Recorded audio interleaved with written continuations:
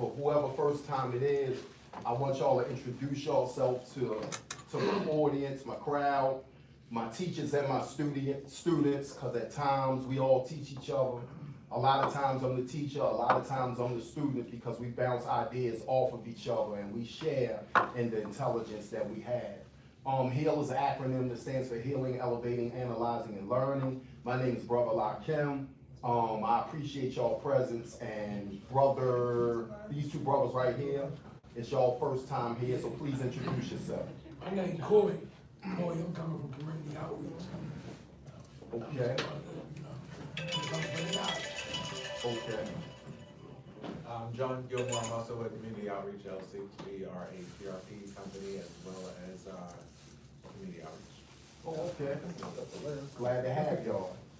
This not your first time here. You. I know it was. First time here?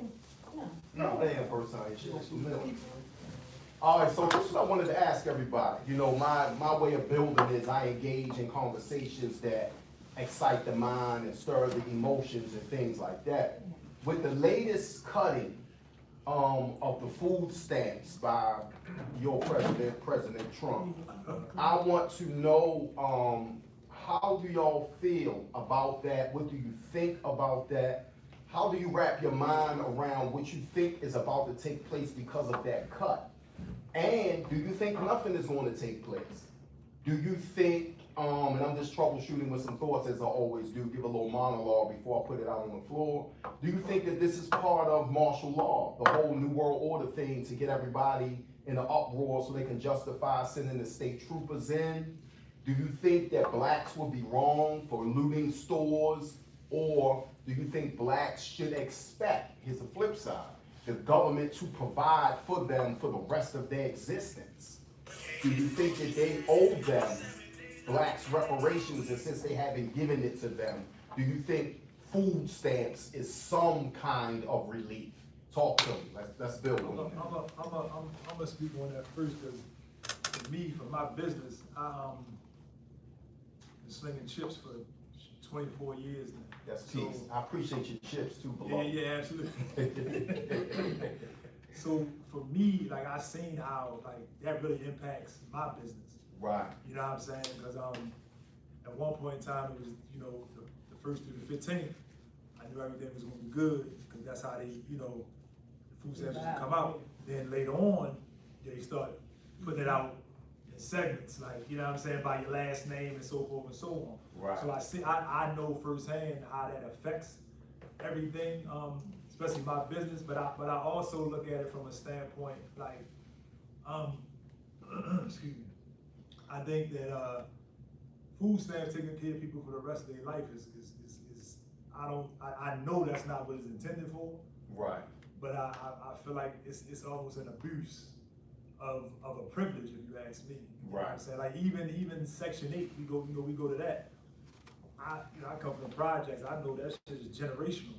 You know, that shit is handed down from mother to daughter to, you know what I'm saying, to kids. So that shit is generational, and that wasn't meant for that. You dig what I'm saying? I feel like it also like hinders people, because they feel like, well, shit, I know it's women that won't go get a job making a certain amount of money or over a certain amount, because they know they're gonna lose their Section 8 voucher. You dig what I'm saying? Or their food stamps. Right.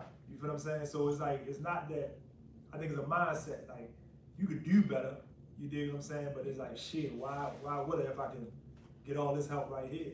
You dig what I'm saying? So, I mean, I don't necessarily disagree with, you know, a lot that, you know, as far as Trump and I'm saying, it should be a time limit, you dig what I'm saying, on food stamps, on, you know, public housing Section 8, you know what I'm saying? Give them a 5-year, you know, grace period or whatever, but I also feel like I think they cut the programs, because at one point in time, when you were on food stamps in public housing, you had to enroll in certain training programs. Because it's almost like drugs, they weaning you off. You dig what I'm saying? So, okay, we put you in training programs to get you in the workforce, so that way now we can get you off of the food stamps, we can get you off of the, you see what I'm saying? So it's just one of them things, it's almost like we talk about it here, like you can't go out on the streets and tell a dude stop selling drugs without giving them something else. Right. You know what I'm saying, to replace it with. You dig what I'm saying? So that's my take on that. Let's flip the coin though. Let's think about the people who pay cash for food. You know, like I'm one of them ones. I don't get food stamps. You know what I'm saying? So it's just like when you gonna have 200 a piece, that's $400. You know, in cash. When you paying cash at the market, you know, and you don't get food stamps. Like we not thinking about, oh, whether we can get food stamps, or we just thinking about how we gonna provide this meal for our children next week. Right. You know, so it's just like we gotta sacrifice. We can't go. We don't have the luxury to be like, I'm gonna buy this outfit, I'm gonna go party, because you gotta know you got bills and you got groceries. So it's just like the people who receive food stamps, you know, like if they selling them, we buying. But at the end of the day, like how can you feel sorry for them when you paying cash out of pocket?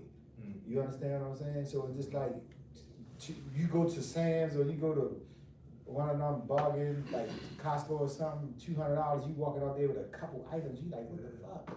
You know what I'm saying? And it's like in my house, we don't cook a lot, so sometimes food get freezer burned and stuff like that. That's money going down the drain. You know what I mean? And we gotta shop smarter than the following month to make sure that what we buy gets ate. You know, like don't expire and stuff like that. So it's just like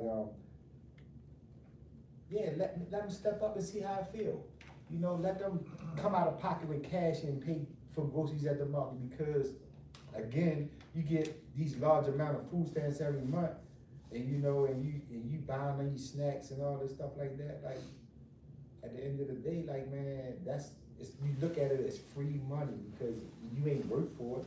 All you do is wait for a date to come, your name come up, and you get the benefits. Whereas though when our check come, we gotta put money to the side to come out and buy food.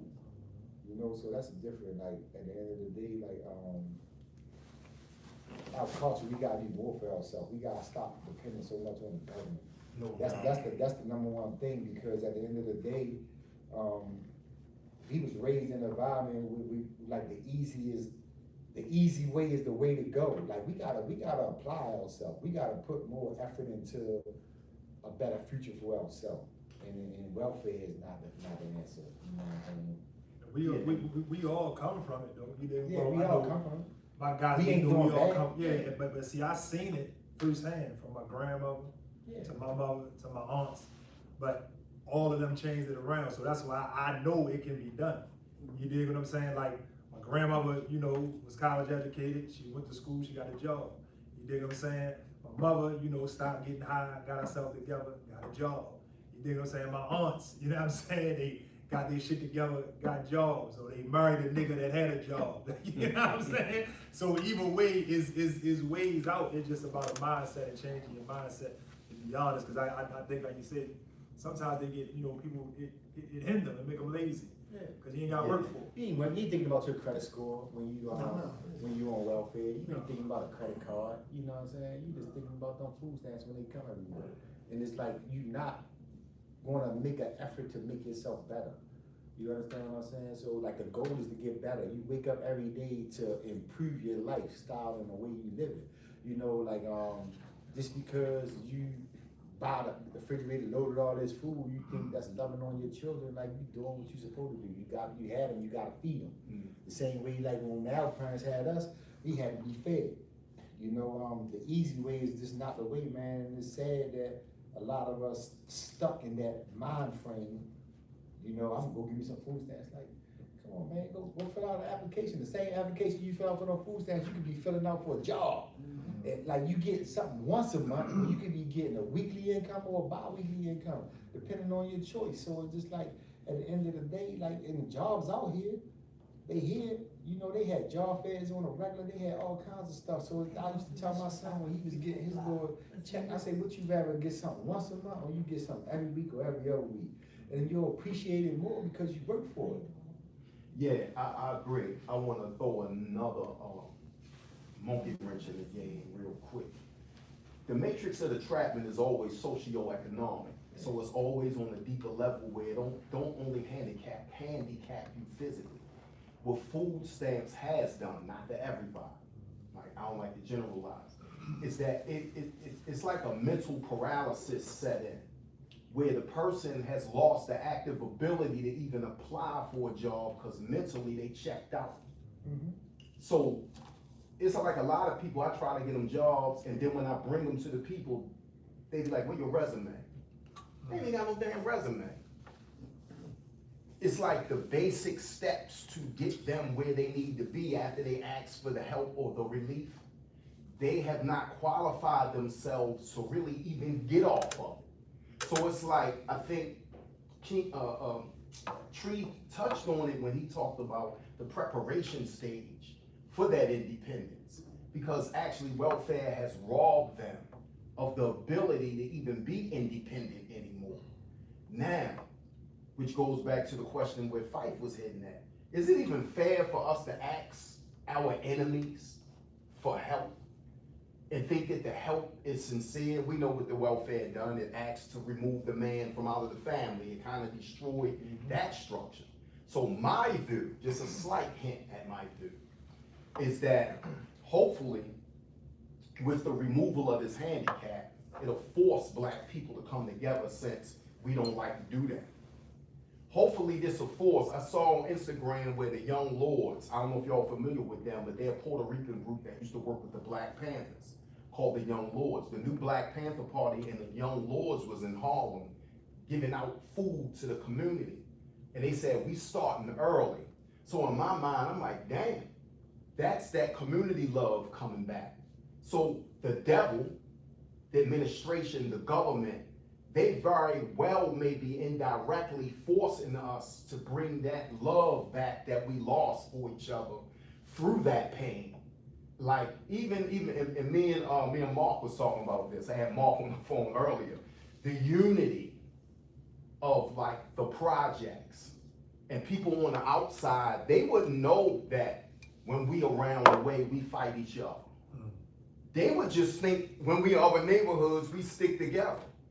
And then when you talk about that, my grandmother moved off Stockton Street and moved right into low-rise. But my mother was living in the same low-rise apartment. It's like she signed, like it was a legitimate house.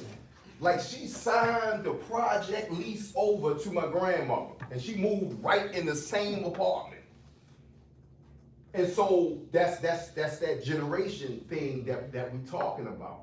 And so it creates this idea that it makes us lackadaisical, man. We become lazy in trying to achieve. And I just want to know, like, what do y'all think the overall plan is? And this is my last statement. Do y'all think crime is going to escalate?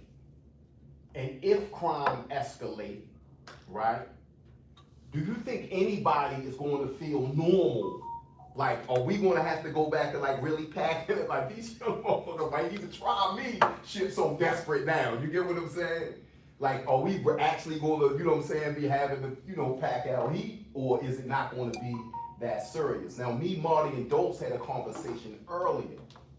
And, you know, Dose was basically saying, and me and Marty halfway agreed, well, we always agreed, that some blacks ain't gonna do shit. They ain't gonna do a motherfucker. They ain't even in them no more. You get what I'm saying? So much shit has been done to us and we haven't stood up yet. I don't think they're gonna do shit. And that's what I mean by robbing you of your even the stand up in you has been stripped out of you. The men definitely ain't men no more. Now the women might even get on the front line. I look at it as a twofold thing, a yay and a nay. And the reason why I say that is because we've been so dependent on somebody helping us that we feel like we're entitled to the food stamps. But what happened before the food stamps came? We was the type of people that can adapt to any situation, in any climate, and any control. Right. So now, you talking about taking food stamps, now we forgot our adaptations. How are we gonna be able to adapt to, oh, like the world comes to them about some food stamps? But it don't really about the food stamps, it's about what they think people owe them. We don't really owe them nothing. But for real, it really comes around to where now you have to get off your ass, learn something. So this is where we come in at with our community outreach program and sold things on Southern Hill, whatever, to teach the resumes that people don't know how to do resumes. Right. To bring them in and make them fill out applications, do certain things. But without that, we don't wanna do nothing. We don't wanna fill out no application. We don't wanna make our life better because we feel like the government always gonna take care of us. And the government don't owe us nothing. So when I get food stamps, you know, I use the loophole like Trump said, there's a hole and they use it. But when they take my food stamps, what they say, what you gonna do? I'm gonna do what I was doing before I got the food stamps. Nothing. I'm gonna get my own, I'm gonna find a way to eat the same way I've been eating before the food stamps. So you can't get so dependent on something that, like they say in the movies, if you can't drop something in 60 seconds, it ain't worth having.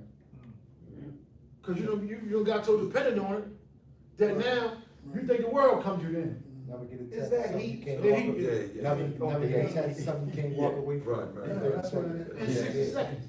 And so we done got attached to, we done gone on years and years and years with it. So now we can't detach ourselves from food stamps?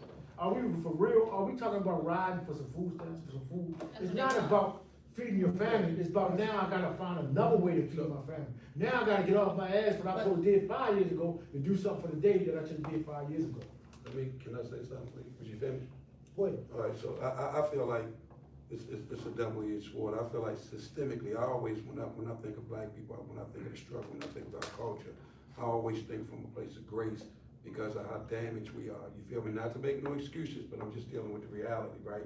So a lot of us systemically is so fucked up that a lot of these behaviors and traits that we're speaking about that should be applied, a lot of them are not even equipped with these behaviors, these practices, these methods to even go out and do some of the things that we're asking. However, I also feel like, because coming from where we come from, I have the ability, like I'm creative enough, I'm clever enough, I'm strategic enough where I've been like this all my life. Like I'll go in this motherfucker at work and be on some shit like, man, fuck this job. And don't know where I'm gonna get my next dollar from if they fire me today. But I'm that confident in myself that I ain't gonna miss a meal, right? But I got homeboys that I've grown up with all my life that I know these stupid ass niggas, and I hate to label them like that they just don't have it. They just not equipped with it, right? So like, I'm not making excuses, but I'm just saying like, how do we bridge the gap as a whole to provide some of those behaviors and actions and practices that you're speaking about, like some of the services that y'all are doing, teaching people how to fill out applications, teaching people how to do resumes. Like a lot of them has been stripped of so much, man, and there's so many layers when you deal with our communities and our cultures. You have sexual abuse, you have drug addiction, you have poverty, you have broken families, you have miseducation. We can go on and on and on, you feel me? And when you drop all that, like, it makes some of us, but it breaks a lot of us too. On top of systemically how they have, like, even like kind of, I feel like I was talking to somebody the other day about, I think it was Buzz, I was talking about repotting yourself, about, because he was saying he was writing a book or something, and we was talking about when you plant seeds in a certain vase or whatever, it can only grow to the capacity that the vase lets it, but the seeds may be beyond the vase that has been planted in, you feel me? So it stunts its growth, so you have to repot yourself, but you have to be conscious enough to know, to be able to come out of that and put yourself in a climate, in an atmosphere where you can flourish to its fullest. This is why I love these groups though, because it gives me so much more insight on how people are seeing things. But the bottom line is, I feel like it'll definitely help us tap back into our creativity, but it'll definitely be a downside in regards to the initial sting and pain of it. You feel me? So that's just my little spin. I like to say this, right? Each one teach one, right? And so with the knowledge that we gain as a universal group as we are, then this is where we have to step up as individuals. Because now, because before, say like me, I wouldn't go to a class enough unless the court ordered me to class. I'm looking at the food stamps as a court order now. Right. You got to go somewhere to find a resource to get some money. So now you got to come to me when you wouldn't have never came to me. So really, it's really a kick to get out there and it's a kickstart to start your life over again. But a lot of people don't look at it like that. They look at it like, oh man, what am I gonna do? You're gonna do what you're supposed to do. You're gonna find a way for the kids to eat because you're gonna get out there and make something happen. Ain't that what happened when we go broke? Man, them lights got to get paid. I got to do something. That's a fact. Right. By hook or crook. But I'm saying by us, now we know the real way to go. And we know we have learned the way to go because we've been in those decimal crips. We've been in the situations where we've been fucked up. So we found a way to get up. So what we do? We gotta reach our hand down and pick the next person up. No doubt. This is the reason why we started groups, so we can use them and utilize as resources, so we bring our resources together to train and help and aid other people.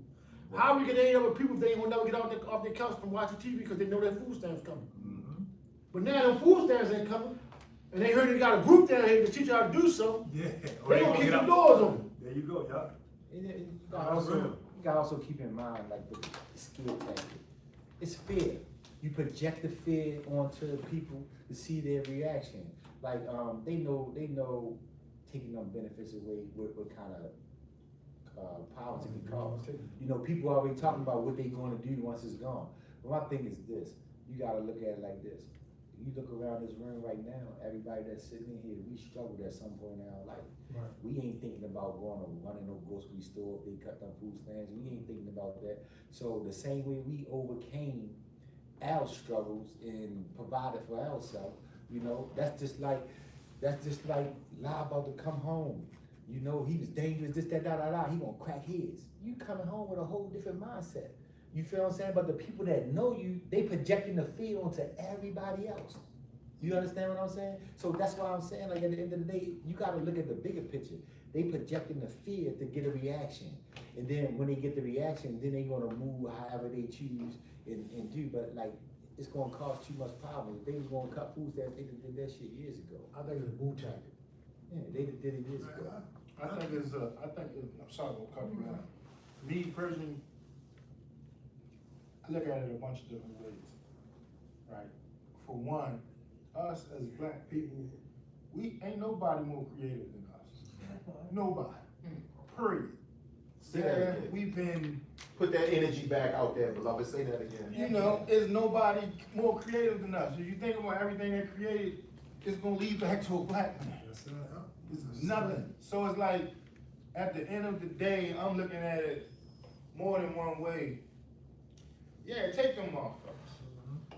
Me personally, because that's gonna force your creative side of it. That's gonna force you, like you say, to get off your ass. It's money out here. It's hella opportunity out here.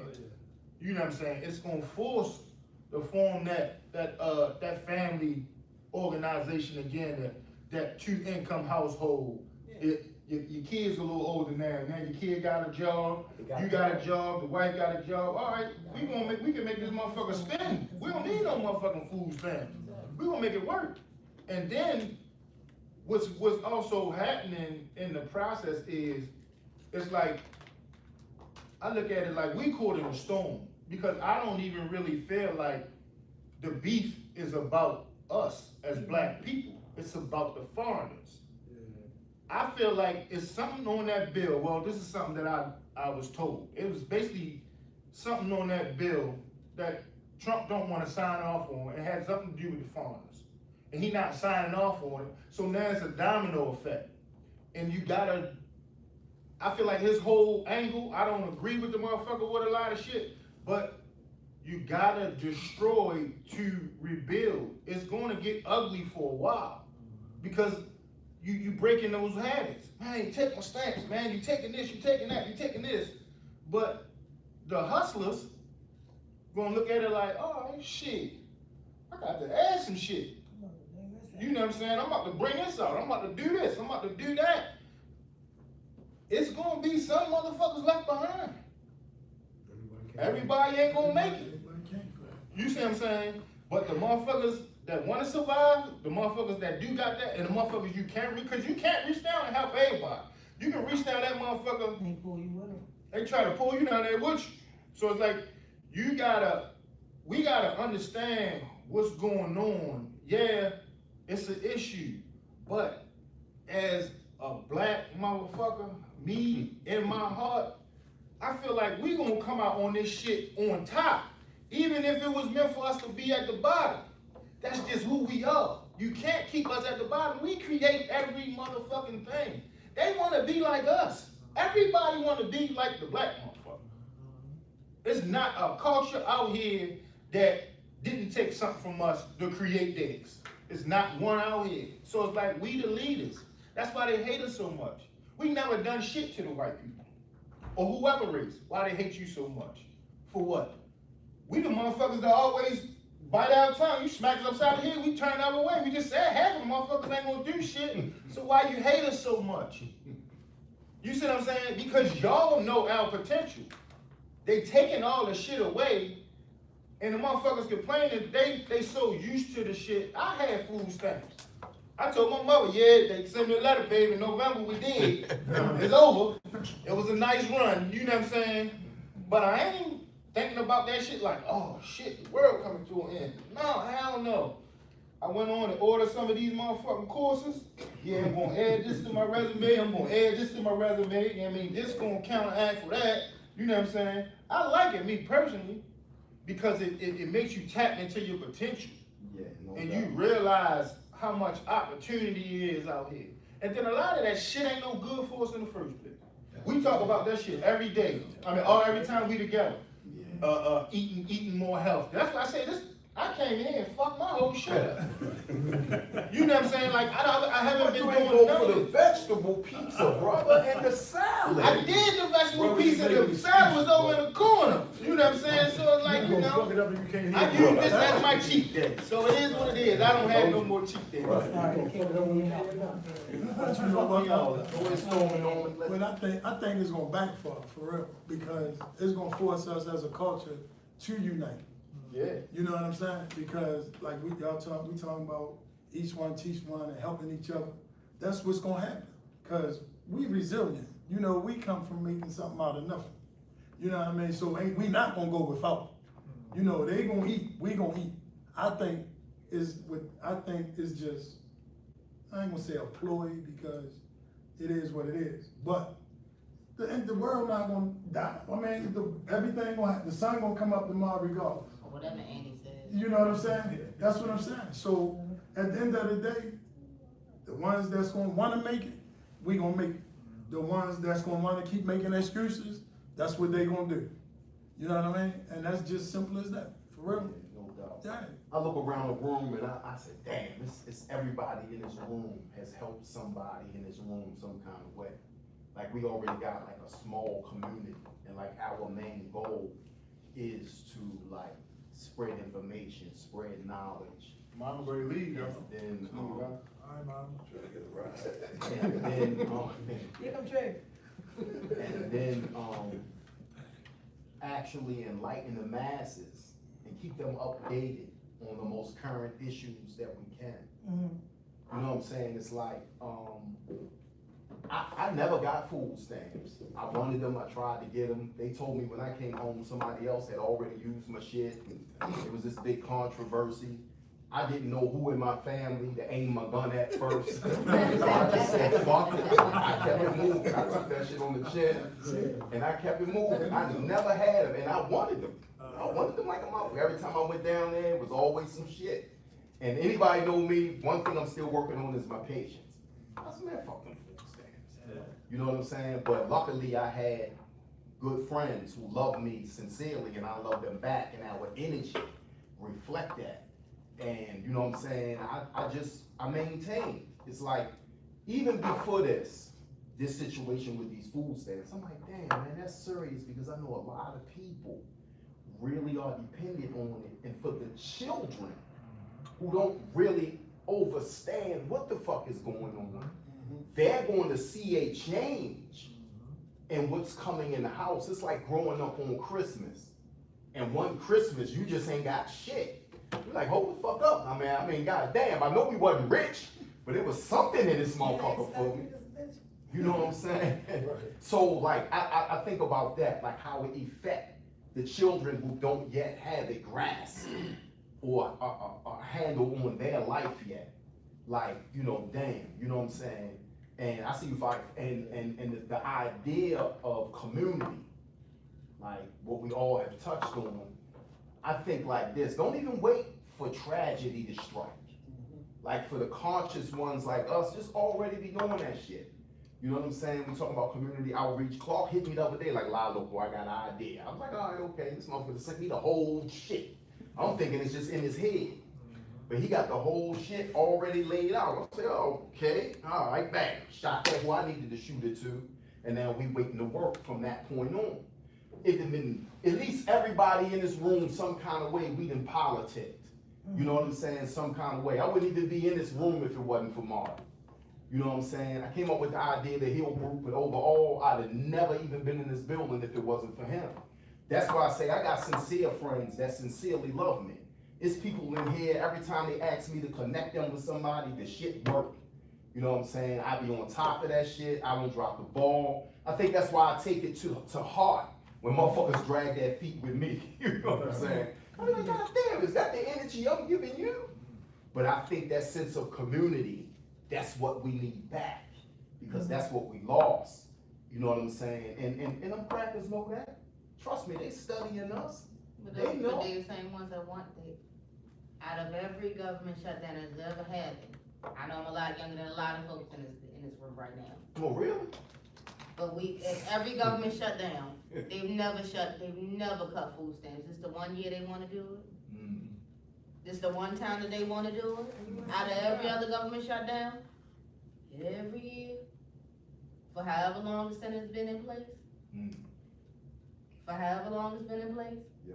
See, one thing about our people, they want us to do that for a reason. They want a reason to come in and start kicking in doors, waving 4-4s. They want a reason. but you don't give them a reason. I know, we're not, you, of course, don't give them a reason, but we know that's what they want, that's what they want to do. Circumstances might dictate a reason. They want that, that's why, they figure, oh, we shut all these niggas' food stamps off. You give them a They reason. gonna run up at Walmart, they gonna run up at every grocery store across this country, But at they least across the doing lower that now. 48. They doing that now, but we give them a reason Yeah, that's what when they we want. accept it, especially when we don't need it. Right. And then people such as us in this room, some of us, we say we reach down, but we really don't reach down, because you know what, if you give me some kickback, I'm gonna leave you alone. But that's the person that needed the most, because if you, and this is what I do every day, I keep going for the hardest of the hardest, because if I can get to this one right here, they might can get you some of their friends. And the real problem is, we're not taught, we're just not taught.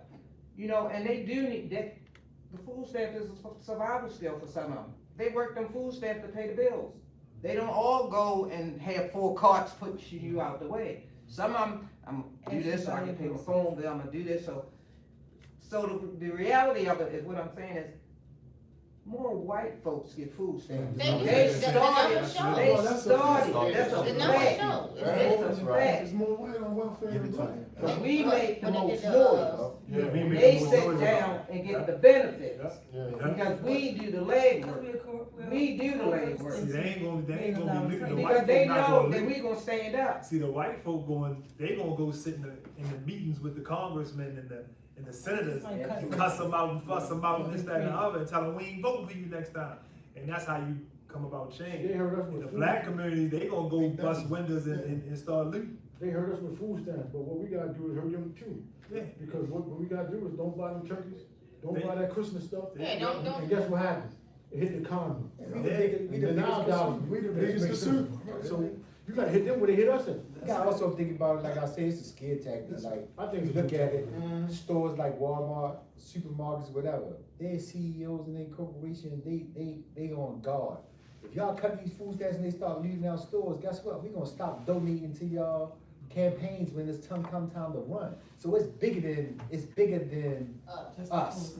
You understand? Because again, if they let that happen in these stores, yeah, they got insurance and all that stuff, but you let them come up here and tear our stores up, you think I'm gonna give you some money when it's come time to, Don't worry, to midterm's come time coming to up run? year. For these campaigns. An election coming next year, you understand? So it's just like, I remember seeing a documentary, last year, it was wild, it's real old, Michael Moore, he real deep. And he was talking about, this building in New York, it's in a rich part of New York or whatever, and when campaign time comes, the politics go to this building, and so many people be stopping by, the Cox brothers, all of them, dropping off checks to these motherfuckers. So again, it's bigger than. Oh, yeah, you talking about the building on Water Street. Yeah, it's bigger than us, because if you, that's just like if we all own stores and we sitting in here talking about, say like each and every one of us in here right now own a business, and we sitting in here talking about this food stamp thing. And, you know, our conversation wouldn't be about fear of the food stamps getting cut. It would be fear of us protecting our product, our store. So it wouldn't just You be- understand? it We'll wouldn't be in just here. be the food getting Yeah. looted, you know, they be going in there. We'll be in here coming up with ideas to try to protect our property, you know, and then, and on top, once we resolve that, our next thing is, so who we not giving money to next time? You understand what I'm saying? So it's just like, again, them round table meetings that they having, that, they taking all that into consideration. They calling the who's who. Look, boy, if they start running these stores come November the 1st because of these We food know we ain't stamps. getting our money next year, Next, cause midterm. exactly. So So they we got in that. agreement? Yeah, alright. Somebody just put something online that I just looked at, and it said, don't spend no money between November the such and such. 25th of December. And Yeah. just do small businesses and black-owned businesses. Hit, like you say, hit them where they hit us. We helping each other when we go Because to they the don't farmers understand it, market. they don't, one thing they like that. understand is this. That's very smart. The unfortunate thing about that is that black people have a tendency to not see the next black person great. I can have every skill known to man, but because she only got 3, she ain't fucking with me. She ain't buying nothing from me. I'm sitting here in my own clothes, not my own clothes, my name, my own clothes. But she ain't gonna sit here in my clothes. Why? Cause it's gonna put money in my pocket. People have a tendency to just not to want you to look good. Black folks don't have an issue with no race, nobody else's culture. They got an issue with the next black man down the street doing better than them. When the pandemic hit, I'm telling you, people sold dinners. I sold face masks with anything you can think of on it. I probably made the most out of being in business 7 years. I made the most money that year of the pandemic. During COVID was the most I ever made money. Like the biggest amount I've ever made, actually. But I also had to stop putting, it's your girl, Miss V, nope, Thomas JMH, everything. Cause see, if y'all know it's me, you ain't finna buy it. I got to work at the shelter I was working in last year. Dude couldn't stand me. Sitting there with a nice bro show hoodie, chilling. You think you look slick? You always think you come in here slick. Always got on some sneakers. I was like, yo, you don't even know me like that. I'm about to tell you who I am. I know your name. I said, no, your shirt. That's me. That is me right there. Pull your tag out. Like, you mistreated somebody when you don't even know what I got, where I come from. So if you can cut the food stamps, but I bet somebody's grandmother or auntie, or like myself, got a deep freezer. You cut stamps and my kids won't get loaded from this deep freezer. I got a way to eat because I expect the world to come to a screeching halt at any minute. I might live in fear, who knows, but I ain't gonna be without. So all these black people with, I'm gonna reach back and I'm gonna help this person, they're not gonna do it because they don't wanna see you great. You cannot be greater than me. And if you do help them and they roll with it, once they get up there where you at or a little past, they ain't fucking with you. Yeah. But They out of there. for me, that Trash. doesn't matter because I done my part. What's for me is It's for for me. you, You yeah. or nobody else can stop. Yeah. So if I help you and you shit on me later, you're not shitting on me for real. You're shitting on Yeah, yourself. but they don't see it like that. That's how I get around. That's how I move. Now, I And can't that's how speak for other everybody people. should move that Right, way. and I know that like blacks is the first people to dog, she this, she that, he that, he Take this, it he from that. each other. But we gotta put a silent ear to that sometimes, and I get it, like when you trying to make money, nobody wanna be bashed over. Right.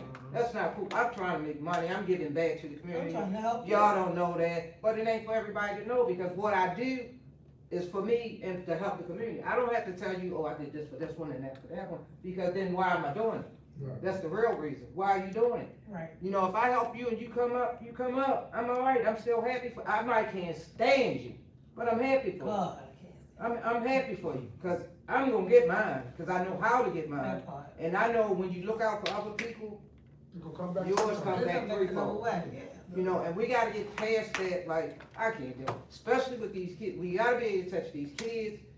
and So get them, and this is probably the hardest thing I've ever had to say, get them away from their parents, because their parents don't have a clue. They don't wanna go to school, they don't wanna learn nothing. You get a hold of their kids, and that's where you gotta start at, because they listen to their children. And if you put it in them, they put it in their parents. But we gotta get it in them to make it move to the next step.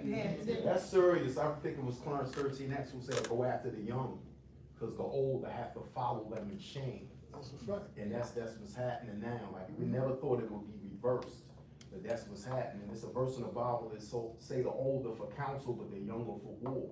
But that shit has been reversed now. It's like old motherfuckers, it seems like they don't have it. And it's like the young, like they might look wild. There's been a many a young dude in this group. I forget the young guy's name. I don't know if he came with Wood or if he came with one of them other groups. I think it was Yak. I think Lacey brought him in here. Shorty opened his mouth. I was like, he the one. You can hear it in him. And the thing is guys like us that have to cultivate that when we spot them. You know what I'm saying? We gotta cultivate it and teach them. But we gotta teach them everything. You know what I'm saying? We gotta give all of it to them. We can't just teach them what we like. You know what I'm saying? We gotta give it all to them. But I think that overall, like, what your business is only as good as you are. I say that shit all the time. Your energy that you put into it, same way with friendships. Your friendships, the people you deal with, they reflect how you think. They reflect what's on your mind. If you meet somebody and I be like, yeah, that's my man, and you watch how he moves, you'll be like, yeah, I can see why Lie fuck with him, or I can see why he fuck with Lie, or I can see why they're close. You know what I'm saying? But that energy has to be compatible. But that don't mean because the energy ain't compatible, like Sis was saying, that I got a lot of friends, like, look at this silly nigga. You know what I'm saying? Sometimes I'm like, man, I want to beat the shit out of my homeboys. But I love them, but they just do shit that make me question, like, what the fuck, what logical reason would these motherfuckers have for this shit? But at the end of the day, you gotta love them because of what y'all been through. Yeah. Nobody can replace the history that you have with people. And this is something that reflects what we're going through now with everything that the government is going through. Whether it's street level, whether it's corporate level, whether it's scholastic, whether it's just growing up in the hood, the people you are around, you know their heart because y'all been through some of the worst shit ever. If you've been to jail with them, if you just grew up in the hood with them, you already know it's hard. So when calamity strike, you don't really have to second guess how they're gonna move because you know them. It's the ones who haven't been through any goddamn thing that you got a question because you don't know how they're gonna react under pressure. You know what I'm saying? And that's where we at with it. You know what I'm saying? So whatever don't kill us supposed to make us stronger, that ain't always true. Just because something don't kill you, it can fuck you up bad enough. We could never recoup from that shit. And that's what welfare done to some of us. It fucked us up so bad we haven't fully recouped. But like Sis was saying, that shit wasn't created for blacks, that shit was created for white men and women. At the onset of welfare, it was not created for us. It wasn't, it was created for them white motherfuckers. You know what I'm saying? But at the end of the day, we got 2 new guests and I had to have it. I don't want to put y'all on the spot, but nobody comes in this group and don't build and don't give their spill. This is how we get a chance to know your mind and know your heart. So y'all brothers, I want to hear from y'all before the night is over. I would prefer now, but if that makes you want first, my man, speak on. How am I still about food stamps? Like, it's job similar to what everybody was saying, cause like, for one, if they straight cut the food stamps, it's gonna make us respect money. I'm saying, so we gonna know how to spend it. Because I get food stamps, and I don't even get a chance to touch the damn card. You see what I'm saying? My daughter regulates this joint, she 8 years old, they got snacks. And my son, they just eat, you know what I'm saying? Then my mother gets some of it. You know what I'm saying? So it's like, shit, if pretty much the food stamps gone, then we gonna know, we gonna start eating healthy. Because we gonna get what we gotta get. You know what I'm saying? We ain't gonna get the once, we gonna get what we need in it. There you go. You know what I'm saying? And we got the refrigerator, the deep freezer. Wifey just said, well, the food stamps ready to be gone. Well, first we just cook the food in that. Somebody said they got freezer burn food. You know what I'm saying? So over here, is the most obese country it is. Mm. So I'm saying, we waste more food than anything. So all they can do is drop the value on it, because ain't nobody be buying it. You know what I'm saying? So this will make us come together. I mean, but that's like, I don't care if they cut them, because we gonna find a way. Same way like with COVID. You know what I'm saying? We gonna, man, shit, we gonna straight survive. I mean, we gonna, man, these kids are smart. I mean, you know, everybody's at the joint, and they can strike a damn match, like a cigarette out the microwave. I ain't never see that. The back of your watch with the battery game, all of this. it. So they gonna learn how to eat, you know what I mean? We go back to, man, I ain't worried about it. And We gonna survive. Yeah, and another thing, like I was saying, that it's gonna backfire, because what it's gonna do, is gonna stop the follow the lead syndrome. They cut the stamps, now the kids can't follow what mom and grandma done. You understand? I gotta get a job. We gonna kill it. The generational curse is done. Grandma got it, mom got it, now I can't do it. I gotta get a job. And now my offspring gonna follow me, a job. You feel me? And that's what I'm saying, I'm telling you, because we resilient. We not gonna go without.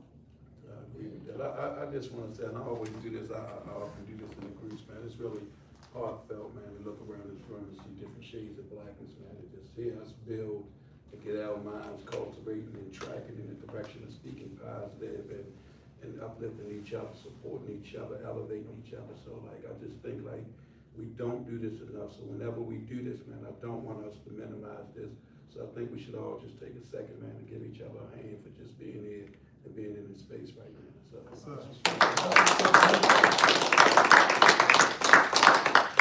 you gotta look at it like this too. When it comes to life, like we wasn't raised with a lot of the benefits. We all come from a struggle, and we overcame it in some kind of way. You know, like the older we get wiser when it comes to our choices. You know, the one thing I feel we gotta get away from more is the fear. Like why be afraid? You know, it's somebody right now in a room somewhere hoping the food stamps get cut because they got an idea, they got a plan, and they gonna make millions off of it. You know what I'm saying? In that short period of time, the same way like Ms. V said, COVID, she made money off of that time period. It's it's creativity in a room somewhere with somebody coming up with an idea. So like we should be doing the same thing, thinking of something. How can we capitalize if they do cut the food stamps? We should be thinking about the fear. We should be thinking about how can we capitalize to help someone, or we can take this opportunity to open their mind and help them understand that it's more to the world than food stamps.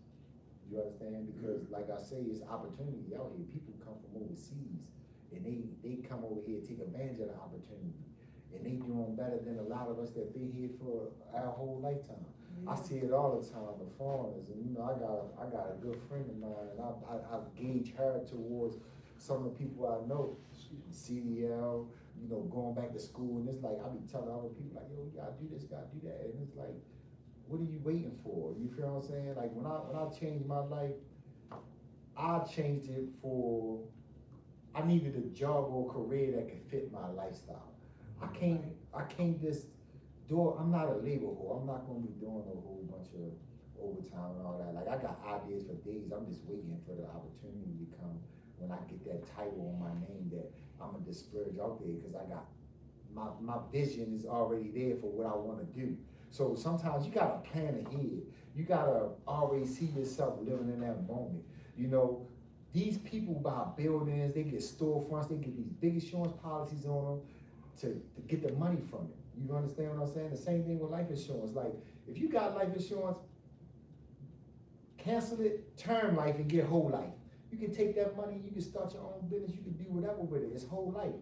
You know what I'm saying? Term life is you gotta die for your family to reap the benefits. Get whole life insurance. Like, when I got it, the first thing they asked me, you not getting this to borrow the money from it? No, but in my mind, yes I am. Yes the fuck I am. You feel what I'm saying? Yes I am. You can take this blood, you can do this test, I ain't doing nothing. Yeah, I'm gonna wait, and you know what I mean? But I'm gonna get this money from it. Because the white people do it all the time. All the time. All the time. They borrow that money from it and all, you don't gotta really pay it back. All it is they just gonna decrease your policy. If you get $150 to $500,000 policy and you take $50,000 to start a business, so what? You feel what I'm saying? Like, so what? You still got something. Then they got another insurance. Like we all in this room right now, we could get one big insurance policy. All I was paying on it, and it just pass along, and we take, like, it's so many different ways that we can utilize the money that's out here to grow and build. You understand? It's just like the white folks been going for years. They put their kids through college, they buy property, they buy businesses. Filing bankruptcy is not a bad thing. They file it so they won't have to pay that fucking money back. You understand what I'm saying? So we go get this building that costs $250,000 and we can't keep up with the payments. I'm gonna file bankruptcy. You feel what I'm saying? So it's just like why we can't learn about those things to help us grow, to help us. You know, they'll be so afraid if we got everybody in this room right now, we own the building and we all like, you know what, we gonna go file bankruptcy Monday morning. They gonna be like, what the fuck? You know how much money they was making off us from payments, and so it's just like, man, we gotta start waking up and learning about financial freedom, man. It's important. You know, I went to a homegoing service today, and I was telling my girl, and I was like, you know what? We have to teach my son how to take care of us when we get older now. You know, because that's key. You know what I'm saying? Like, we don't want him to get older, and we get older, and then he just living his life, and then we in the house riding. Like I say, that's the #1 goal. Like, we gotta teach him now how to take care of us when we get older. Yeah, because if he don't, we don't. Yeah, because who else gonna do it, right? the reason why I say because the spouse, they was so upset with him because he wasn't properly king. I said, how can y'all get mad at him? You know what I'm saying? He wasn't taught how to take care of that condition. You understand? So it's not his fault. So again, like, it's a lot of little things we need to be teaching our children, and we need to be educating the people that we call our loved ones to be aware. Like, us as men, #1 thing we need to understand is the signs of stroke. You know, heart attack. We need to know those things because we got a tendency of having these feelings in our body, and we just ignore that shit. You know what I'm saying? But it's signs and symptoms that we can be aware of beforehand and know to get to the hospital. You know what I'm saying? So it's like a lot of things we need to start from the ground up and look our way to live a better life and have a better understanding. No doubt. Appreciate your wisdom. Come on, Oscar, let me hear from you, bro. How you feeling tonight? I'm feeling that was basically I was taking receiving instead of giving. I don't know, I got mixed feelings about how things gonna turn out as a result of those lost benefits. You know, I'm thinking it's gonna be a little chaotic next week, to be quite honest. Whether it's a part of, somebody's employer plan, I don't know. But I know that's just my feeling that I think it's gonna be chaotic. But just to share a little information about food stamps, because I used to work with the state, so I actually determined eligibility for that benefit. Food stamps is the only program that's under U.S. Department of Agriculture. Everything else is under the Department of Human Services. And the reason why food stamps is under the Department of Agriculture is because food stamps initially was originated not for white folks in particular, but it was initially originated for farmers. So when their crops didn't harvest the way they were supposed to that season, they created a food stamp program to assist them. And the program worked so well for farmers, and what they did was they extended it to low income. And like was already mentioned, just by sheer numbers, there's more white people that receive not just food stamps but welfare benefits, entitlement benefits in general. There's more white people on it than black people. No, there's more white people on it than anybody, just in general, just because of the sheer numbers. There's roughly 350 million people in the country. There's only 40 million black people. So just by sheer numbers, they the mass, they the aggregate, they the most that's here. So just by that, they benefit from that benefit more than we do. And it just seemed like, in the group this evening, it was like a slight tint towards how it affected, black people. But it is more of a, how it's gonna affect the nation in general. Just how it's gonna affect black people is just a small segment. Because black people ain't the ones that's going up in politicians' houses and killing them. We ain't the ones that's throwing firebombs in governors' houses. See, we not the militias, we in the mountains, and we think we armed, but we ain't armed nowhere near like them. That's a fact. And we ain't got, and for real, we not nowhere near the heart, the courage that the white people got. I'm talking about them, ones that really on the other side, like for real. Them like what they did up in Minnesota. They bombed the governor's house. And matter of fact, they bombed the governor's house, but they killed somebody else, him and his house. They killed the couple that was in politics. So, you know what I mean? Sometimes we just gotta be mindful that, that our views don't be limited to just how it affects us. Because it ain't just us that live in this country. Right. And for real, we just a small segment of what's really going on here. It's just that the people that control the information that we get put us on the forefront. So the first thing that we think of when we hear entitlements, food stamps, welfare, TCA, we think black people. But Propaganda. So we gotta be mindful of this part. Yeah, we was talking earlier, Litos and Marty, and I was talking about how ever since we had this group, me and Brother Knowledge, he ain't here, man, Hollywood, we've been talking about, like, telling the young to stop the senseless killing and, start building and putting something on their mind. And so earlier, we was talking about how if the state troopers was to come in, right, and watch how many people put their gun down. But if I tell them to fall back, it's a small majority that'll listen to me. But if the state trooper come in this motherfucker out of fear, you gonna do what he tell you. You know what I'm saying? You ain't gonna be bodying shit while yo and them just walking around. You get what I'm saying? And you're not gonna really take it to them. And that's when those was like, yeah, because you got them motherfucking white militias, they train. They shooting at targets up in the woods and shit now. They know how to fish, they know how to hunt, they know how to survive, you know what I'm saying, in the mountains and live off the land. That's where it goes back to what I said earlier. We done got so lackadaisical, we don't even know how to fucking fish no more.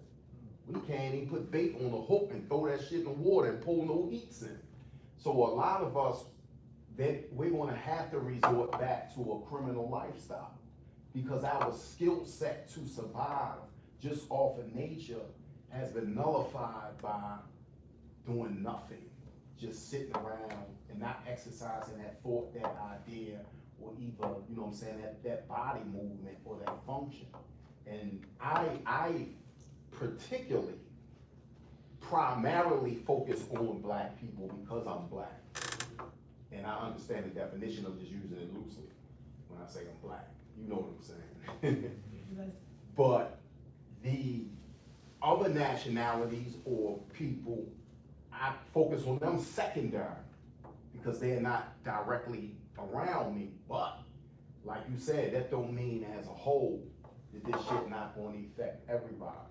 But I just know that a lot of situations are created intentionally. And it's a book called None Dare called The Conspiracy. I don't know if y'all ever read it. But all of this shit, this New World Order shit, this martial law, all of this sending the state troopers in, all that shit is old news for real. So everybody that's well read, that been seeing this shit coming, it's like, damn, they said that was gonna happen, it's happening. Damn, behold, the pale horse talked about that shit just happened.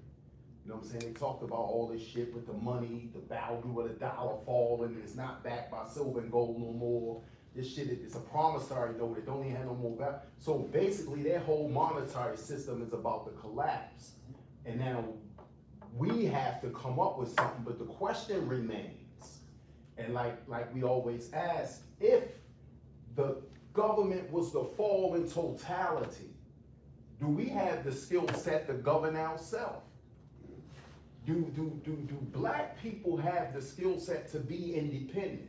Now keep in mind, when I say black, I mean people of color. I don't give a fuck what they might say I'm Puerto Rican or Dominican, but Ku Klux Klan, they catch their ass from the sun down and hang their ass like they're a regular nigga. They're a nigga that speaks Spanish.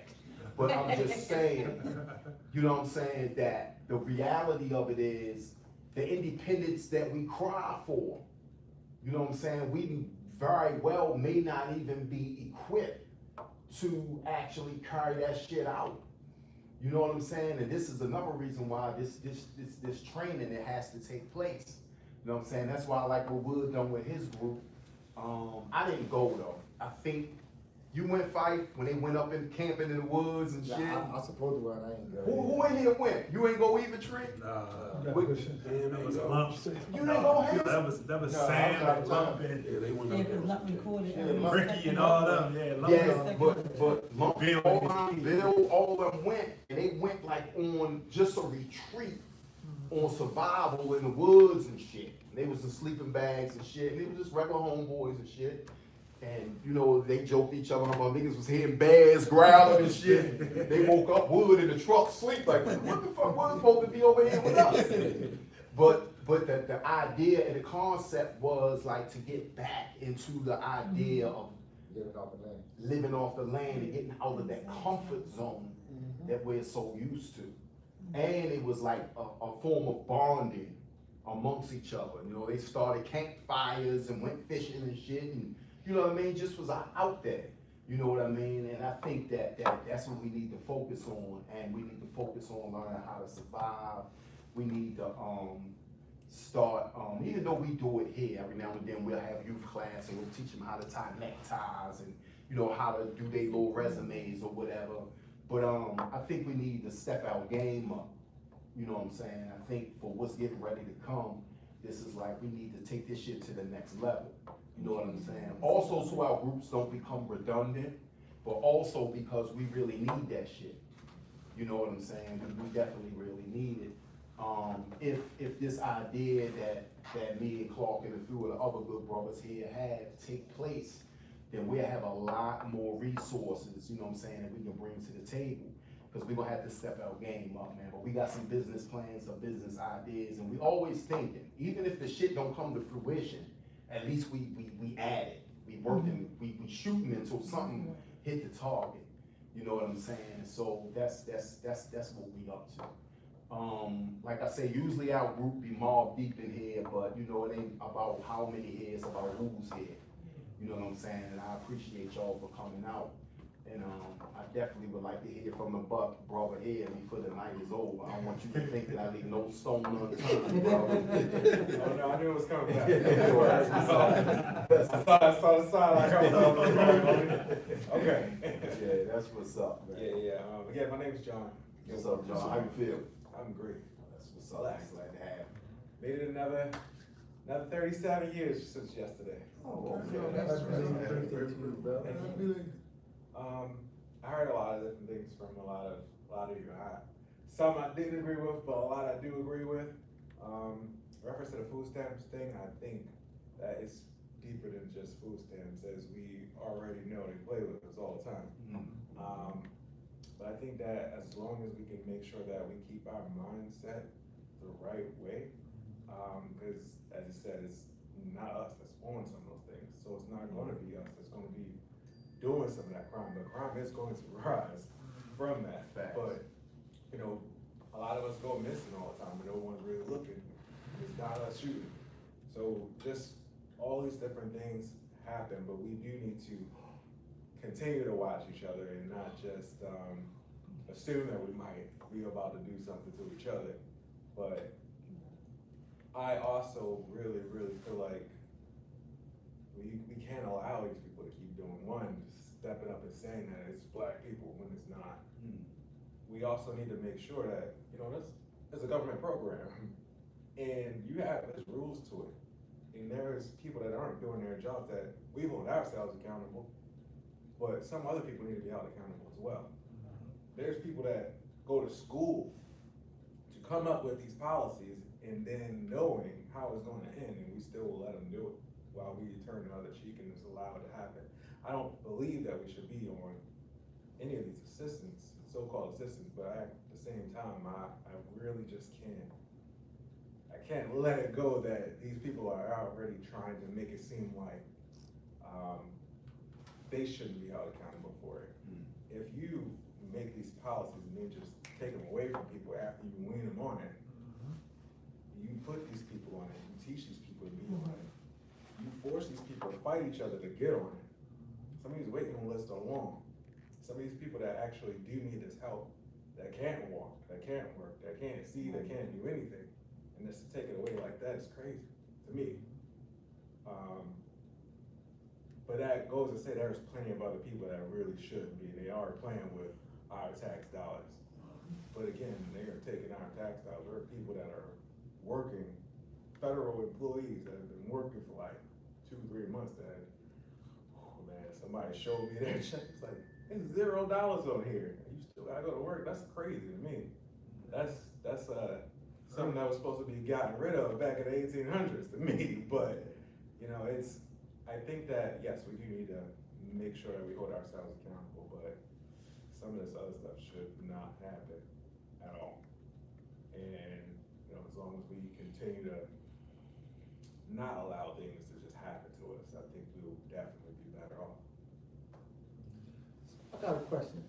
So with this government shutdown, right? Is the senators and No, stuff, They still get paid. Exactly.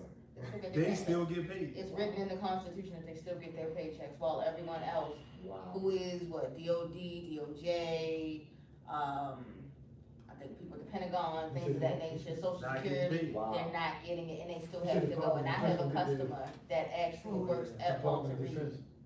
She's getting ready to retire, I think this week or next week.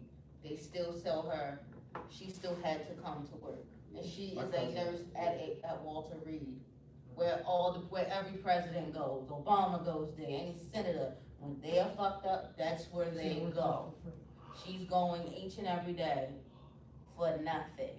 And this is what this woman said out her mouth herself. I'm gonna go.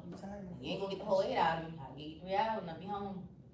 That's a nice little ditty vibe. Yeah, get the back pay. That's what they said. But there's no guarantee. They were told we're not giving them more Yeah, pay. they was saying it ain't guaranteed. And the back pay guaranteed. TSA not even getting paid. Right, The and they ones still at want the airport, they ain't And they getting still paid. want them to sit there That's and throw this shit Making in the some of them machine. take out loans. That's like contention some though. type of government loan program that they start to make now, and then you're gonna have to pay them back for not paying you in the first place. Ain't that crazy? Ain't that crazy? I gotta pay you for not We paying gonna lay me. you the money for not getting paid. Actually, what happens during a government shutdown, certain policies, like emergency policies, kick into place, right? That gives the president more extended authority that he wouldn't have under normal circumstances. So that's why, if you pay attention, normally, whenever they got to the point of a government shutdown, it was a day or so, and then the Democrats, they cracked and they came to the table and they cracked the deal. Because what happens is, or they didn't even do it at all. Because if you can remember, they was at this point probably last year, and Chuck Schumer, which is, in charge of the Democrats, he was like, no, we ain't doing no government shutdown, we're gonna vote for it, and they was mad at it. But the reason why he did it is because once you go into a government shutdown, it extends the president's authority. And some of the things that he take away, he does not have to give back. And so that was one of the reasons why they always avoided a shutdown. But what happened was, people that voted for the Democrats was like, no, need y'all to stand up this time. So they're like, all right, fuck it, we ain't gonna vote for it. So if y'all gonna cut the little extensions in Obamacare, and what people don't understand is that they're not gonna cut it to zero. What happened was during COVID, Obamacare gave additional extensions during COVID, and those additional extensions are still in place. So what they have in a big beautiful bill, it says that those additional extensions that they put in place during COVID, we're removing them because we're no longer during the time of COVID. So they're not trying to kill the whole program altogether. So it's not like if it goes through, it's no more Medicaid. That's not what they're doing. But they'll, again, the people that control the information, that's what they're telling you. Yeah. Like they cutting Obama, they cutting out the Affordable Care Act, they cutting Obamacare. Yeah, they cutting it. That's why they keep talking about waste, fraud, and abuse. Because we're not even in COVID any longer. So why do you have additional extensions in place that was put in place to help during COVID? Because we're not in COVID. So that's what they really want to cut out. It's not Medicaid altogether. Because trust and believe me, I do Medicaid. The file on Medicaid is this fucking big. Right. And it's filled with a whole bunch of ands, buts, howevers. And all ands, but, and howevers are back doors for the powers that be. So if I'm ever caught in that situation where my spouse is in a facility and I got $1 million, I don't have to spend all my fucking paper to get in the nursing facility. That's what the but, ands, and howevers are. And so they're not gonna kill that program. If anybody know anything about Medicaid, Medicaid was actually extended for long-term care nursing home as a result of Barbara Mikowski. Because her mother was in a facility. And as a result of her mother being in there, she like, oh, hell no, this all they get? And then she went back and put up a bill. Like, no, we take care of them people in a nursing facility. So now that low income program is actually a program for the rich. Because if you got somebody that guides you through the process, that knows the howevers, the ands, the buts, the back doors, you got a whole bunch of assets and go in the facility and Medicaid, you paying your bill and you keep all your assets. You just gotta have the right person to guide you through it. So they're not eliminating it. So everybody get up in arms thinking they're not eliminating it. They're just cutting what was extended as a result of COVID because we're not doing it. The big thing was they wanted the foreigners to get the benefits. Well, the foreigners, there's another misconception about that as well because you're not gonna be here illegal with no documentation and go in nowhere and get no benefit. You have some kind of documentation. Now, whether your documentation has expired, when you first applied, it didn't expire, it was in effect. Now, whether again, waste, fraud, and abuse. Somebody didn't follow up on it, because when you do a redetermination, it's 2 buttons, boop, boop, boop. So a person sitting there, they hit 2 buttons, boop, boop, boop. You just keep being eligible because they ain't looking at the document because you was eligible when they first came in. So it's not, so nobody was ever illegal getting a benefit. They had paperwork at one time and it was here legally one time, and it's just that at some point in time it expired and somebody didn't follow up. Because even when they passed, if you look at the bill now, it's a provision in there for immigrants. Now you gotta have your green card 5 years before you can apply for Medicaid. Before you come in, you got a green card, you can apply immediately. So in the big beautiful bill, it didn't cut it out. All it says is that you have to have your green card 5 years before you can apply. So you can still apply, you just gotta wait 5 years to apply. So and what it does is, it reminds me of one of the study guides from the nation when they talk about information. It's threefold. You gotta keep it pure, you gotta grow and develop it, then you gotta pass it on.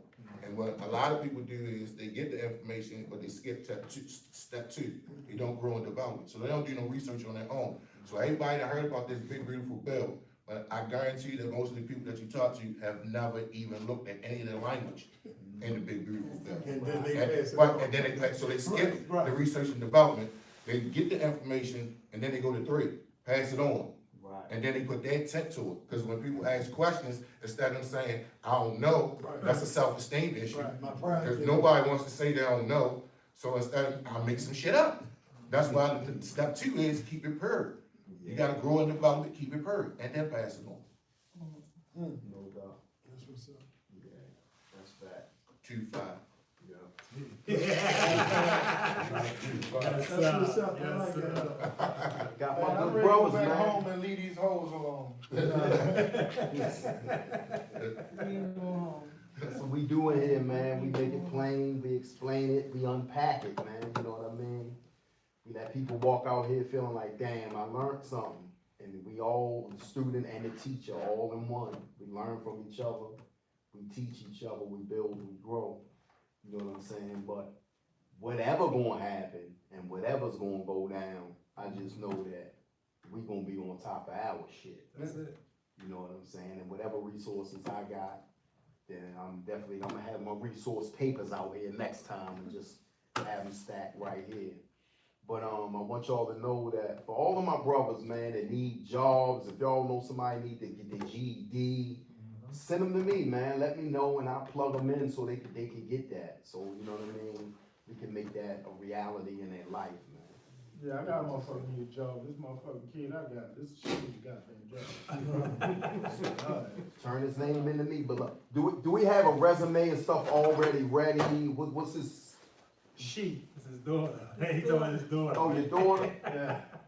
All right, I'm gonna put on with Tia, man. Yeah, Tia she- Richards. She in the healthcare field, but she thought it was okay to be a thug at one point in time.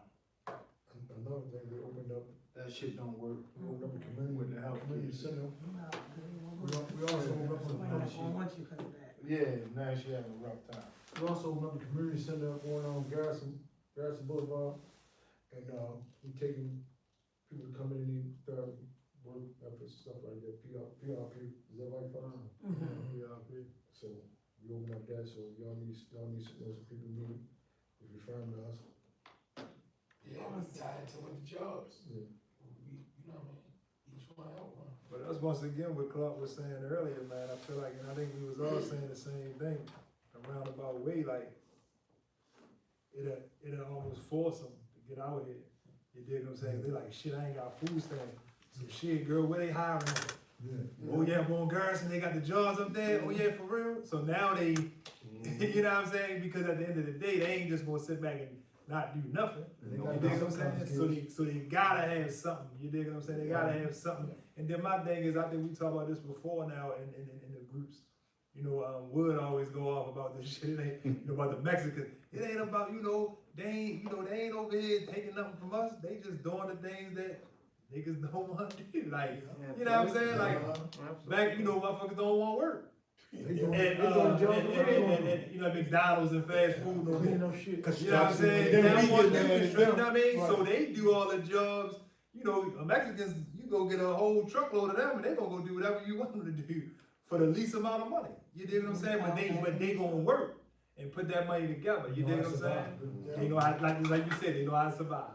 You know what I'm saying? I So stood right on this patio last year, looked over there at Pimlico Racetrack. It was 17 of them motherfuckers with a shovel. yeah, Shoveling bullshit. getting busy. Yeah, yes sir. Damn. Yes sir. Making it happen. Listen, if you would've went down on Park Heights and got and asked some of them dudes down there to come over there, they like, what? Man, I ain't shoveling no shit. no You crazy? Yeah.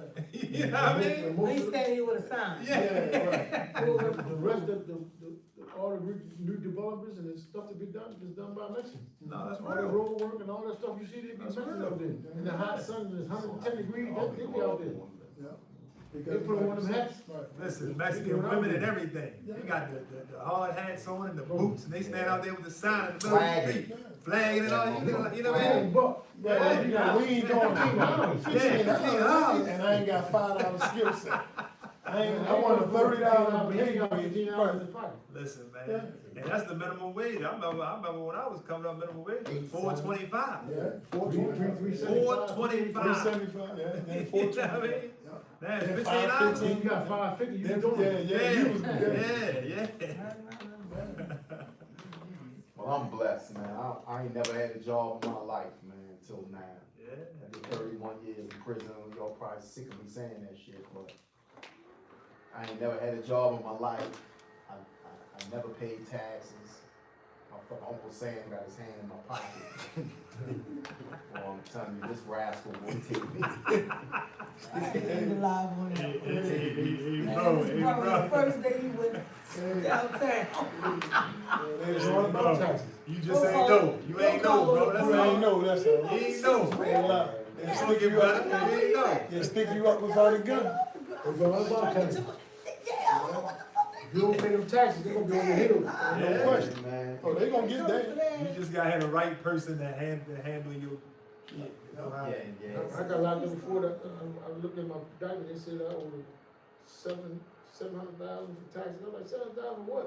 They said, you ain't declared the keys you sold.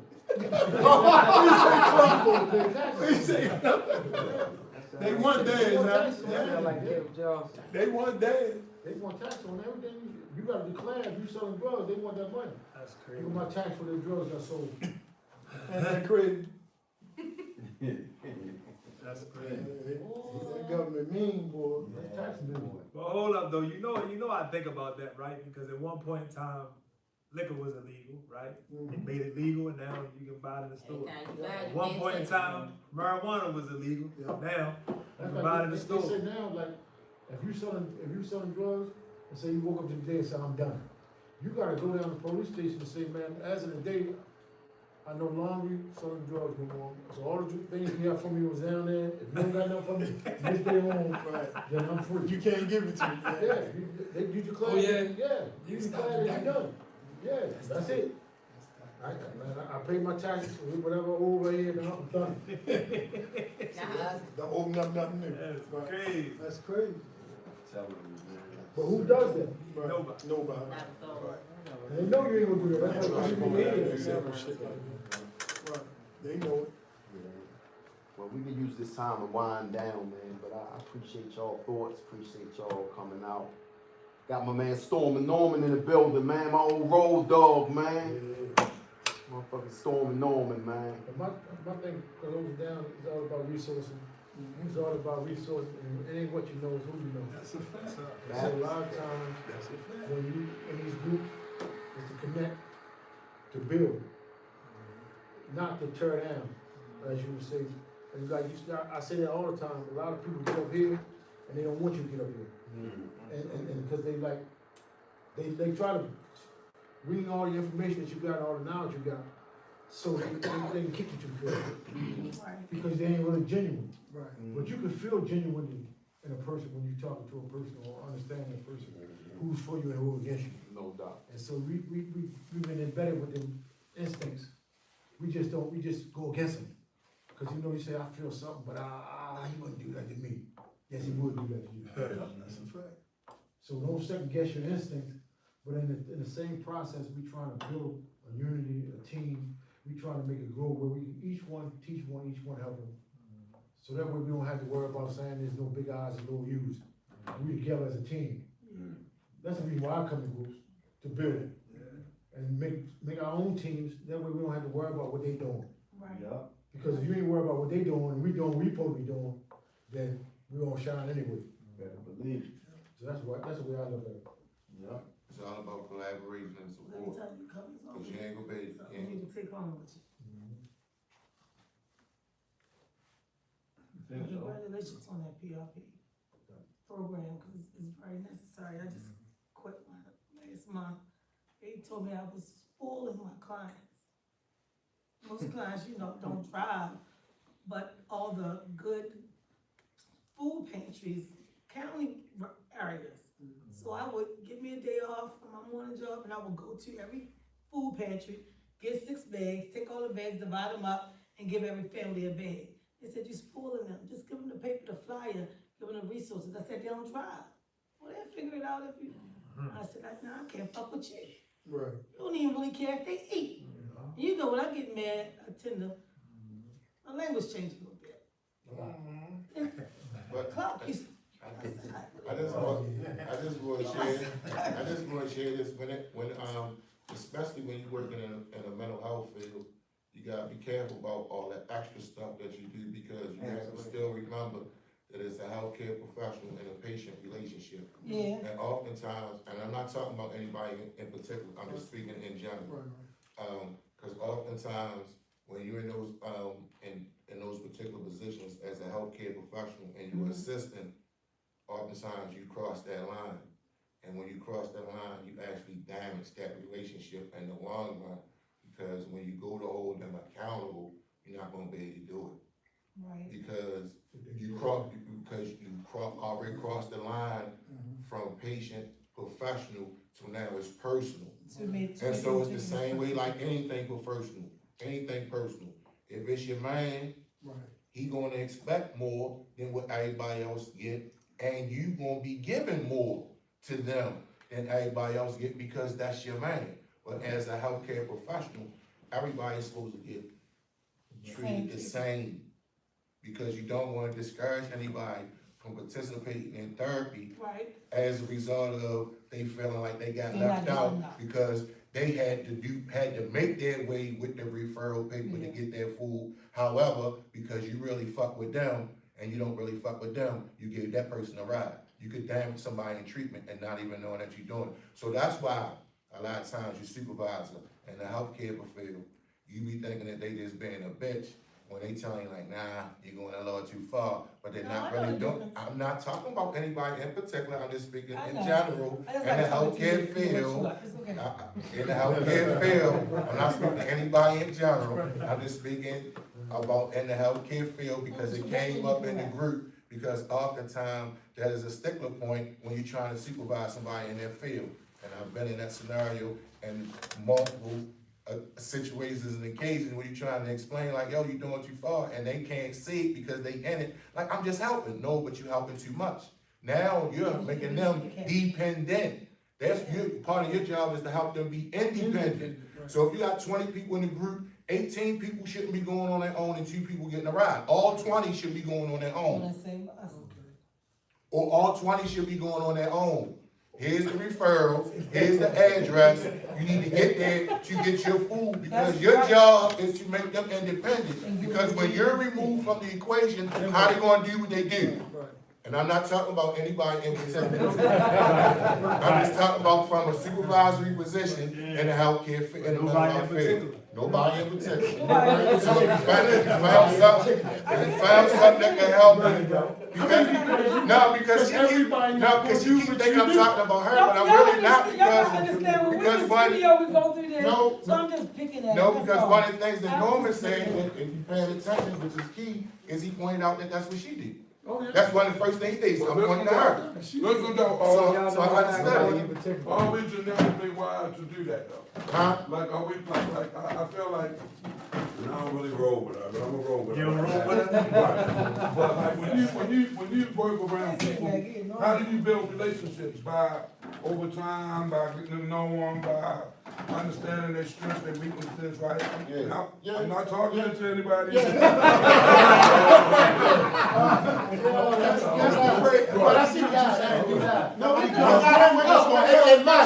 what's gonna happen is they're gonna expect everybody to do that. I'm listening to him, I'm waiting till he finishes. That's fair. Well, I'm waiting till the way that I'm made up, right? Like, I'm like, if I got 10 clients. You're not talking to nobody in particular. Right. But 4 of them don't have the means to really take advantage of opportunities that's being presented, and I'm in a position where I can kind of assist them. I'm a lean towards fuck it, I help them do that, right? I understand what you're saying, you can damage a relationship by doing so, right? So what I'm gonna ask you this then, if you can help them 4, why not just help the whole 10? So what if you help the whole 10? Because the whole 10 may not need the help that I feel like that, because everybody's situation is different, right? Absolutely. Right. So that's. And their mental capacity. And the mental capacity. Right, but every relationship has a B, every relationship. All right, hold on. Every relationship has a B word. What you mean by What's the B word? A bitch. No. That's what I was thinking. What is it? There we go. Listen, ain't no secret. Every relationship has a boundary. Right. And when you're working in a mental health capacity, there are certain boundaries that is a familiar thread with every patient. That's all I'm saying. So no patient that you're providing care for, or no one under your care, should feel like anybody else in the group is getting anything extra that everybody else. I'm not made up like that, because I feel like you're speaking from a professional standpoint. But I'm speaking from a humanity. I understand that, but even in your relationship. I'm just being honest though, Right. my humanity shit overrides policies and procedures when circumstances. All right, well, let me ask you this then. All right, this is what I'm I'm asking. gonna give you an example though. Because I was working in treatment, right? Mhm. If certain motherfuckers was getting visits and they family was bringing them shit and they had little shit, like people who didn't receive visits and wasn't getting that kind of assistance from family or outside support, right? I would, as long as they was doing right in the program, I would bring some clothes. That's not extra though. That is extra. I'm That's getting not- niggas clothes and shit, and Yeah, that's extra. you know what I mean? That's still like, it's bending, you feel me? You're not supposed I'm to not do that. saying like I was, giving them cartons of cigarettes and shit, be like, boy, let's sell 5 and keep 5, and we gonna do this kind of silly shit. Yeah. But I was still like aid and assist certain patients or whatever title or adjective you wanna use to describe it, you feel me? I would still help them differently than I would help Norman, who got a visit every week from his mother, and she left $50 on You his gonna books, leave Norman out and and bought not him give him clothes nothing. That's not and all fair. that shit. Right. And he was doing everything right in the program, but he just ain't have no uptown assistance. So you gave him So, some assistance. yeah, I would kind of do little shit And that's where for yo, you the feel me? ladders would change, but like for me, I'm- I just did it. I'm saying I this, get it, I I go don't to think, enough pantry. I don't think. Get the food. Now, I'm not talking to anybody in particular. Right. No, I'm I'm just saying, what I'm saying is this, if you're in the mental health field as a supervisor, and you got one person who has family visits and they getting assistance, and you helping a person that's not getting that same assistance that the person that you helping, I ain't got your supervisor saying nothing to you about that. But what oftentimes happens is, it go beyond that, because that become your man. And you even say it. In Sight From The If you being Godz honest, live. when you sitting there Peace. talking, Heal like you group. might do something, you be like, you know what? You might be in a group, and you might be one of the, you might be a healthcare professional. You have some that's confrontational. They got different styles, so like they ain't letting you get away with nothing. So on the spot, they gonna call it out in the group. But then you be like, because that's your man, like you ain't do that to him. You pulled him up at the group. Like you know what? Normally I would do this, but you might, and you would even say it yourself. Right. That if it wasn't him, I would have got him in group.